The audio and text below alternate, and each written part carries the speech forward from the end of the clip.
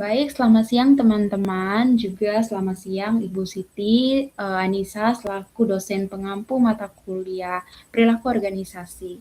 Pada kesempatan ini kami terdiri dari 3 orang, yaitu Francisca Kurnia, Feby Loraine, dan juga Heniwati Siregar akan mempresentasikan materi yang berkaitan dengan persepsi dan pengambilan keputusan individu. Baik, yang pertama kami akan terlebih dahulu menjelaskan latar belakangnya itu seperti apa.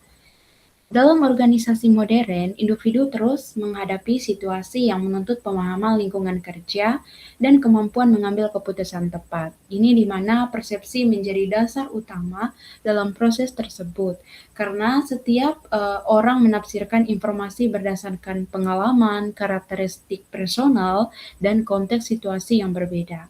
Juga ada perbedaan persepsi ini dapat menghasilkan interpretasi dan respon yang beragam meskipun menghadapi kondisi yang sama.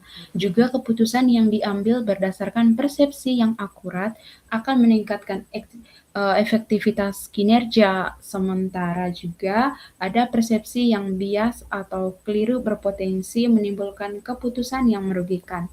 Oleh karena itu, memahami bagaimana persepsi terbentuk secara bagaimana hal tersebut mempengaruhi proses pengambilan keputusan menjadi penting untuk meningkatkan kualitas keputusan individu maupun organisasi. Kita masuk pada materi intinya yaitu berkaitan dengan persepsi. Seperti yang kita tahu bahwa persepsi itu adalah proses ketika seseorang menerima, mengorganisasi, dan menafsirkan informasi yang diperoleh melalui panca indera sehingga informasi tersebut memiliki makna dan membentuk cara pandangnya, sikap, serta keputusan seseorang terhadap suatu objek, peristiwa, atau juga dengan hal-hal yang lain.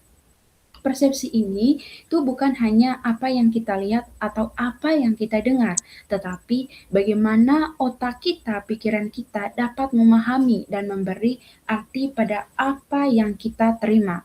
Lalu yang berikutnya itu akan dijelaskan oleh Heniwati Siregar. Baik, terima kasih. Di sini saya akan menjelaskan faktor yang mempengaruhi persepsi. Yang pertama, faktor pada pemersepsi, yaitu faktor yang berasal dari individu yang melakukan persepsi. Yang biasa sikap positif atau negatif akan mempengaruhi cara seseorang menilai objek atau orang lain. Yang kedua, ada faktor pada target atau objek yang dipersepsikan. Faktor ini melekat pada objek, orang, atau peristiwa yang menjadi sasaran persepsi. Sesuatu yang baru lebih menarik diperhatikan. Yang ketiga, faktor situasional. Faktor ini berkait dengan kondisi lingkungan saat persepsi terjadi. Lanjut.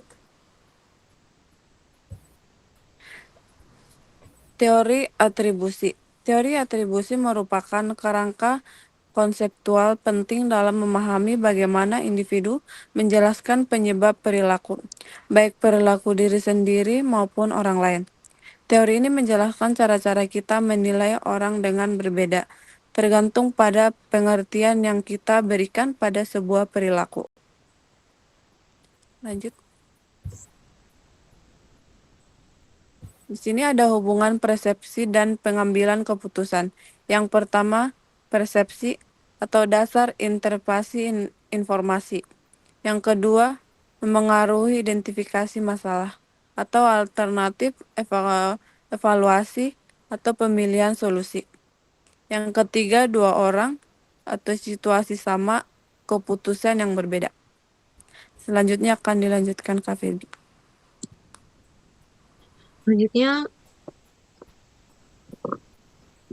Selanjutnya, model pengambilan keputusan dalam organisasi. Nah, model pengambilan keputusan dalam organisasi itu ada 3 model. Yang pertama itu model rasional. Jadi, model pengambil keputusan ini Itu contohnya itu saat kita mempunyai informasi yang cukup, kita punya waktu yang cukup, dan kita juga bisa mengevaluasi semua alternatif secara sistematis.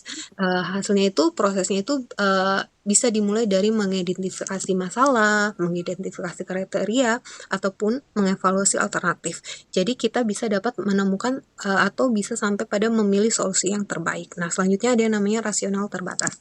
Nah, hal ini tuh lebih mendekati kenyataan, di mana kita itu tentunya sebagai manusia itu punya keterbatasan, baik itu terbatas waktu, informasi kita tidak lengkap, atau mungkin kemampuan otak kita juga tentunya ada batasnya. Jadi model pengambilan keputusan ini kita itu cuma mencari solusi yang cukup baik atau mungkin cukup memuaskan. Nah, selanjutnya ada yang namanya intuisi. Jadi jadi keputusan yang diambil ini berdasarkan feeling atau insting. Jadi kita tuh tapi jangan salah, intuisi itu sebenarnya hasil dari akumulasi pengalaman kita. Jadi biasanya intuisi itu prosesnya cepat, jadi tidak tersutuk, tapi seringkali lebih efektif, terutama bagi orang yang sudah berpengalaman di bidangnya. Contohnya misalkan seorang manajer senior, biasanya itu bisa langsung merasakan apakah ada hal yang misalkan dalam sebuah proposal proposal itu ada yang tidak beres atau enggak. Jadi dia tuh udah punya feeling karena berdasarkan pengalamannya. Nah, selanjutnya itu ada yang namanya faktor-faktor yang mempengaruhi pengambilan keputusan. Yang pertama itu ada perbedaan individu. Tentunya setiap individu mempunyai karakteristik yang berbeda, karena tentunya setiap individu itu punya kepribadian, punya gender, punya juga kemampuan mental dan juga latar belakang yang berbeda. Jadi biasanya orang dengan kepribadian yang hati-hati itu cenderung mengambil keputusan yang lebih konservatif. Nah, selanjutnya ada yang namanya batasan organisasional. Jadi organisasi tempat kita bekerja itu tentunya punya aturannya sendiri, baik dalam sistem evaluasi kinerja, dalam mungkin prosedur standarnya, atau mungkin dalam ada perusahaan yang mempunyai deadline yang ketat. Jadi tentunya keputusan-keputusan yang diambil itu tentunya dapat berbeda-beda. Selanjutnya ada yang namanya pertimbangan etis. Jadi keputusan yang baik itu bukan hanya yang menguntungkan, tapi juga yang etis. Jadi kita tuh perlu mempertimbangkan apakah keputusan ini adil, apakah keputusan yang diambil ini menghormati hak-hak orang lain. Jadi pengambilan keputusan yang efektif itu tentunya memerlukan pemahaman tentang model mana yang paling sesuai dengan situasi. Baik itu kesadaran faktor-faktor yang berpengaruh. Boleh dilanjut slide selanjutnya. Kreativitas dalam pengambilan keputusan. Mengapa sih kreativitas itu penting? Karena dalam dunia yang terus berubah tentunya ada yang namanya masalah kompleks. Jadi seringkali solusi standar itu nggak cukup. Jadi kita tuh perlu berpikir out of the box. Jadi kreativitas itu didefinisikan sebagai kemampuan menghasilkan ide-ide yang inovatif dan berguna. Jadi kreativitas itu merupakan komponen penting dalam pengambilan keputusan yang efektif. Jadi kreativitas itu memungkinkan pengambilan keputusan untuk sepenuhnya menilai masalah dan menemukan solusi yang lebih konvensional. Jadi kreativitas itu biasanya itu muncul dari dua hal. Yang pertama itu potensi individu dan juga lingkungan yang mendukung. Jadi jika kita ingin meningkatkan kualitas keputusan dalam organisasi, tentunya kita juga harus menciptakan ruang untuk kreativitas. Boleh dilanjut selanjutnya kesimpulan. Jadi apa sih pesan yang disampaikan dari materi ini? Jadi persepsi dan pengambilan keputusan itu merupakan elemen yang sangat fundamental dalam perilaku organisasi. Jadi keduanya itu tentunya saling terkait dan juga sangat menentukan gimana sih individu dan organisasi itu mencapai tujuan mereka. Jadi persepsi sendiri adalah seperti kacamata yang kita pakai untuk melihat dunia, dan tentunya setiap orang itu punya pandangan yang berbeda berdasarkan pengalaman, latar belakang, dan juga karakteristik personal mereka. Jadi hal ini tuh membuat dua orang yang bisa melihat situasi yang sama tapi mengambil keputusan yang berbeda.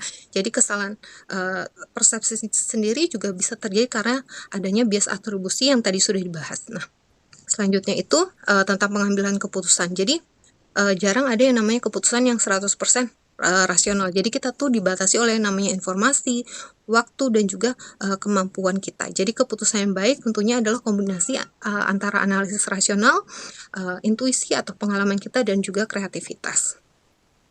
Jadi kesimpulannya itu dengan memahami gimana sih persepsi itu terbentuk dan bagaimana keputusan seharusnya diambil, kita bisa minimalkan bias sehingga kita dapat meningkatkan kualitas keputusan dan pada akhirnya meningkatkan efektivitas organisasi secara keseluruhan. Jadi demikian presentasi dari kelompok kami mengenai persepsi dan pengambilan keputusan individu. Nah, terima kasih atas perhatian dan partisipasinya. Kami juga ucapkan terima kasih kepada Ibu Siti Anissa selaku dosen pengampu. Semoga materi ini dapat bermanfaat untuk kita semua. Terima kasih, selamat siang. Selamat siang semuanya. Udah.